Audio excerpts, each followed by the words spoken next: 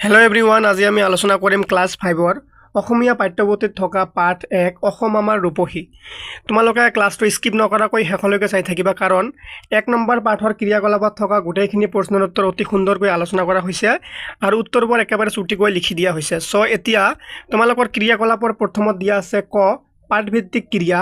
প্ৰথমটো প্ৰশ্ন, গীতটি শুদ্ধ আৰু স্পষ্ট উচ্চাৰণেৰে পঢ়া আৰু আবৃত্তি কৰা। তোমালোকে নিজে ঘৰত স্পষ্ট উচ্চাৰণেৰে পঢ়িবা আৰু আবৃত্তি কৰিবা। গীতটি একক আৰু দলীয়ভাৱে গোৱা, আৰু তোমালোকে স্কুলত গৈ দলত সকলোৱে তোমালোকৰ সহপাঠীৰ লগত মিলি তোমালোকে গীতটো এবাৰ গাবা। তাৰপিছত এতিয়া আছে নেক্সটত কি দিছে, উত্তৰ দিয়া। ক নম্বৰ প্ৰশ্ন, ডক্টৰ ভূপেন হাজৰিকাই আই বুলি কাক সম্বোধন কৰিছে? ইয়াৰ শুদ্ধ উত্তৰ হ'ব, ডক্টৰ ভূপেন হাজৰিকাই আই বুলি অসম দেশক সম্বোধন কৰিছে। তাৰপিছত খ নম্বৰ প্ৰশ্ন দিছে যে ডক্টৰ ভূপেন হাজৰিকাই মাঘ মাহত কি আদৰাৰ কথা কৈছে? ইয়াৰ উত্তৰ হ'ব, হাজৰিকাদেৱে মাঘ মাহত লখিমী আদৰাৰ কথা কৈছে। তাৰপিছত গ নম্বৰ প্ৰশ্নত দিছে শৰত নিশাই আইৰ কেশ কিহৰে সজায়? ইয়াৰ উত্তৰ হ'ব, তৰাৰে সজায়। তাৰপিছত নেক্সট প্ৰশ্নত দিছে যে পাহাৰ ভৈয়ামৰ মিলন সেতু কিহে গঢ়ে? ইয়াৰ উত্তৰ হ'ব, পাহাৰ ভৈয়ামৰ মিলন সেতু ৰামধেনুৰ দৰে ভাষাৰ মৰমবোৰে গঢ়ে। তাৰপিছত নেক্সট দিছে ডক্টৰ ভূপেন হাজৰিকাই ক'ত মৃত্যুবৰণ কৰিবলৈ ইচ্ছা প্ৰকাশ কৰিছে? ইয়াৰ উত্তৰ হ'ব, হাজৰিকাদেৱে অসম দেশতে মৃত্যুবৰণ কৰিবলৈ ইচ্ছা প্ৰকাশ কৰিছে। তাৰপিছত দিয়া আছে এই গীতটিত গীতিকাৰ ডক্টৰ ভূপেন হাজৰিকাই সূৰ্য উঠা দেশ বুলি কোন দেশক বুজাইছে? ইয়াৰ উত্তৰ হ'ব, এই গীতটিত গীতিকাৰ ডক্টৰ ভূপেন হাজৰিকাই সূৰ্য উঠা দেশ বুলি নিজৰ দেশ অসম দেশখনৰ কথা কৈছে। তাৰপিছত নেক্সটটো প্ৰশ্নত দিছে যে গীতিকাৰ ভূপেন হাজৰিকাই গোটেই জীৱন বিচাৰিলেও অসমৰ দৰে আন কত কি নোপোৱাৰ কথা কৈছে? ইয়াৰ উত্তৰ হ'ব যে গীতিকাৰ ভূপেন হাজৰিকাই গোটেই জীৱন বিচাৰিও অসমৰ দৰে ৰসাল মাটি কত নাপায় বুলি কৈছে। তাৰপিছত এতিয়া দিয়া আছে যে ডক্টৰ ভূপেন হাজৰিকাই অসমৰ পৰিৱেশ কেনেকুৱা বুলি কৈছে লিখা। ইয়াৰ উত্তৰ হ'ব, হাজৰিকাদেৱে অসম আমাৰ ৰূপহী কবিতাটিত অসমৰ প্ৰাকৃতিক পৰিৱেশৰ এক সুন্দৰ বৰ্ণনা দাঙি ধৰিছে। কবিয়ে ভাৰতৰ পূব দিশত সূৰ্য উঠা দেশ বুলি কৈছে, অৰ্থাৎ তেওঁ নিজ জন্মভূমি অসম দেশক সূৰ্য উদয় হোৱা দেশ বুলি কৈছে। কবিয়ে অপৰিসীম গুণেৰে ভৰা ৰূপহী অসমৰ ৰসাল মাটিত কত তুলনা নাই বুলি কৈছে। চিৰ বিনন্দীয়া সেউজ পৰিৱেশৰ গৰাকী মাঘত গোটেই অসমখনে যেন সোণেৰে লখিমী আদৰে, শৰত নিশাৰ তৰাবোৰে যেন আইৰ কেশ সজায় বুলি কৈছে। বিভিন্ন জাতি বৰ্ণ ভাষাৰ মানুহ থকা সকলোৱে একত্ৰিত হৈ এক সুন্দৰ পৰিৱেশ গঠন কৰাৰ উদাহৰণ হাজৰিকাদেৱে পাহাৰ ভৈয়ামৰ মিলন সেতু ৰামধেনুৰ লগত তুলনা কৰি দিব খুজিছে।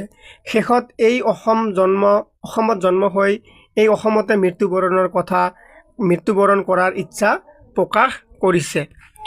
এতিয়া 3 নম্বৰত দিয়া আছে দলত আলোচনা কৰি বহলাই লিখা।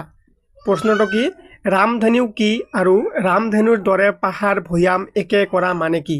ইয়াৰ উত্তৰ হ'ব, কেতিয়াবা ৰ'দ আৰু বৰষুণ একেলগে দি থাকিলে বৰষুণৰ টোপালত বা আকাশত 7টা ৰঙৰ সমষ্টি দেখিবলৈ পোৱা যায়, তাকে ৰামধেনু বোলে। তাৰপিছত এতিয়া কবিয়ে অসমৰ বিচিত্ৰতাৰ মাজত একত্ৰতাৰ কথা ক'ব গৈ ৰামধেনুৰ দৰে পাহাৰ ভৈয়াম এক কৰাৰ কথা কৈছে। অসমৰ মানুহৰ মিলাপ্ৰীতিৰ কথা ক'ব গৈ কবিয়ে ৰামধেনুৰ দৰে পাহাৰ ভৈয়াম এক কৰাৰ কথা কৈছে। এতিয়া নেক্সট প্ৰশ্ন, লৌহিত্য মানে কি? ইয়াৰ বহল পাৰক কিয় গীতিকাৰে প্ৰণিপাত জনাইছে? লৌহিত্য মানে হৈছে লুইত। তাৰপিছত কৈছে অসমৰ লুইত বুলি ক'লে প্ৰধানত ব্ৰহ্মপুত্ৰক বুজায়, আৰু ব্ৰহ্মপুত্ৰৰ দুয়োপাৰে নানান ভাষিক নানান জনজাতিয়ে মিলাপ্ৰীতিৰে বসবাস কৰি আহিছে। এনে একত্ৰীকৰণৰ ফালে লক্ষ্য কৰি কবিয়ে লুইতৰ বহল পাৰক প্ৰণিপাত জনাইছে। তাৰপিছত 4 নম্বৰত দিয়া আছে গীতটিৰ মূল কথাখিনি কোৱা আৰু লিখা। এইটো ইম্পৰ্টেণ্ট হয় প্ৰশ্নটো। ইয়াৰ উত্তৰ হ'ব, অসম আমাৰ ৰূপহী সুন্দৰ কবিতাটি ডক্টৰ ভূপেন হাজৰিকাৰ দ্বাৰা ৰচিত। কবিতাটি মূলতে কবিৰ অতিকৈ মৰমৰ জন্মস্থান অসমৰ ৰূপ আৰু গুণৰ বৰ্ণনা। চিৰসেউজীয়া ৰূপহী অসমখনৰ ৰূপ আৰু গুণৰ কোনো শেষ নাই বুলি প্ৰকাশ কৰিছে। ভাৰতৰ পূব দিশত সূৰ্য উঠা দেশখনৰ দৰে ৰসাল মাটি কবিয়ে বিচাৰিলেও কতো নাপায় বুলি কৈছে। সেউজ পৰিৱেশৰ অধিকাৰী অসমখন বহাগত মহুৰা হৈ ঘূৰাৰ পিছতে মাঘত সোণগুটিৰ সমতুল্য সোণোৱালী ধাননি খেতিপথাৰে লখিমী আদৰে বুলি কৈছে। তাৰপিছত কি কৈছে? শৰত নিশাৰ উজ্জ্বল তৰাবোৰে যেন আকাশখনক জিলিকাই তুলিছে। লগতে অসমৰ লুইতৰ দুয়োকাষে ভিন্ন ভাষিক জনজাতিৰ একত্ৰীকৰণৰ লগত ৰামধেনুক তুলনা কৰিছে আৰু শেষত এই অসমতে জন্মগ্ৰহণ কৰি এই অসমতে মৃত্যুবৰণ কৰাৰ কামনা কৰিছে। এতিয়া 5 নম্বৰত দিয়া আছে উত্তৰ দিয়া ক নম্বৰ প্ৰশ্ন। গীতটিত ম আখৰটো 20 বাৰ ব্যৱহাৰ হৈছে আৰু ৰ আখৰটো কেইবাৰ ব্যৱহাৰ হৈছে ক'ব লাগে। তোমাৰ গীতটিত ম আখৰটো কিমান বাৰ?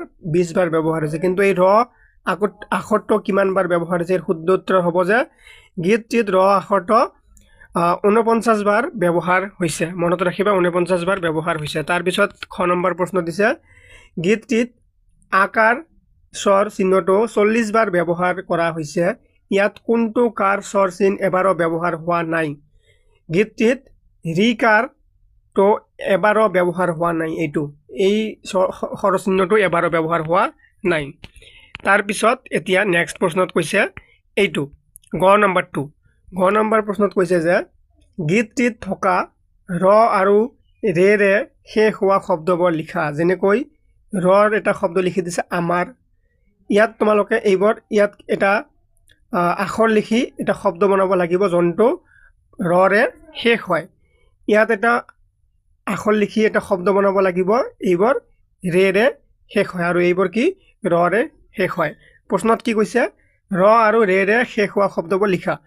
এতিয়া এই বাকচকেইটা তোমালোকে পূৰ কৰি ল'বা। মই তলত ডাইৰেক্ট পূৰ কৰি দিছোঁ, উত্তৰ লিখি দিছোঁ। এতিয়া মই ডাইৰেক্ট উত্তৰত যাম। এইবোৰ যেনেকৈ প্ৰথম বাকচ আছে ৰে শেষ হোৱা শব্দ হ'ল এই ৰ। পেটকেইটা ৰে শেষ হোৱা শব্দবোৰ হ'ল যেনেকৈ আমাৰ, দেশৰ, তোমাৰ। তোমালোকে যোনটো বাকচ খালী আছে তাত সেইটো বস্তু লিখি লোৱা। তাৰপিছত কি আছে? দিশৰ, সোণৰ। নেক্সট কি দিয়া আছে? চিৰৰ, ভাষাৰ, মধুৰ। তাৰপিছত এতিয়া পাহাৰ আৰু ৰূপৰ। নেক্সট কি লিখিব গৈছে তোমালোকক যে ৰে শেষ হোৱা শব্দ লিখা। ৰে শেষ হোৱা শব্দ লিখিলে তোমালোকে এইখিনি নিজে চেষ্টা কৰিবা, চেষ্টা কৰি কমেণ্টত জনাবা। ঠিক আছে। এতিয়া খ নম্বৰত আছে তোমালোকৰ পাঠভিত্তিক ক্ৰিয়াকলাপত খত আছে কি? ভাষা অধ্যয়ন, ব্যৱহাৰিক ব্যাকৰণ। গীতটিৰ পৰা কাৰ সৰ যোগ হৈ ৰূপৰ পৰিৱৰ্তন ঘটা আখৰবোৰ বিচাৰি উলিয়াই লিখা আৰু সেইবোৰত কি স্বৰচিহ্ন যোগ হৈছে ভাঙি দেখুওৱা। যেনেকৈ ইয়াত কি দিছে? ৰূপহী। ৰূপহীত কি হৈছে? ৰু হৈছে আৰু কি হৈছে? ৰ উ কাৰ হৈছে। এনেকৈ এই ৰূপহী শব্দৰে এনেকৈ ভাঙি দেখুৱাব লাগিব। যেনেকৈ গুণৰ ভাঙিলে এনেকুৱা হ'ব, তোমালোকে লিখি লোৱা। দেশ দেটো ভাঙিলে কি হ'ব? এনেকুৱা হ'ব দ যোগ এ কাৰ দে। জীৱন যিটো ভাঙিলে কেনেকুৱা হ'ব? জ যোগ ই কাৰ। চিটো ভাঙিলে কেনেকুৱা হ'ব? চ যোগ ই। এনেকৈ তোমালোকে এইকেইটা লিখি লোৱা। মই গোটেইকেইটা লিখিছোঁ, তোমালোকে লিখি লোৱা এইকেইটা। তাৰপিছত নেক্সট কি দিয়া আছে? নেক্সট দিয়া আছে গীতটিত থকা যুক্তাক্ষৰবোৰ ভাঙি দেখুওৱা আৰু সেইবোৰৰ প্ৰতিটোৱে দুটাকৈ নতুন শব্দ লিখা। যেনে বিনন্দীয় যুক্তাক্ষৰ মানে দুটা শব্দ যুক্ত হৈ আছে বা লগ লাগি। যেনেকৈ এইটো নয়দণ্ড। চ' এইটো ভাঙিলে কি হ'ব? ন যোগ দ আনন্দ সুন্দৰ। এনেকৈ ভাঙি প্ৰতিটোৰে কি কৰিব লাগিব? দুটাকৈ নতুন শব্দ লিখিব লাগিব। যেনেকৈ পূৰ্ব ভাঙিলে এইটো হ'ব আৰু গৰ্ভ পৰ্ব। সূৰ্য ভাঙিলে এনেকুৱা হ'ব যেনেকৈ নাট সূৰ্য। লৌহিত্য এইটো। তোমালোকে এইবোৰ বস্তু সুন্দৰকৈ লিখি লোৱা। ঠিক আছে। এতিয়া নেক্সট আছে উদাহৰণ দেখুওৱাৰ দৰে শব্দ গঠন কৰা। উদাহৰণত কি দেখুৱাইছে? উদাহৰণ ৰূপ হ'লে কি? ৰূপহী। কাষ হ'লে কাশী।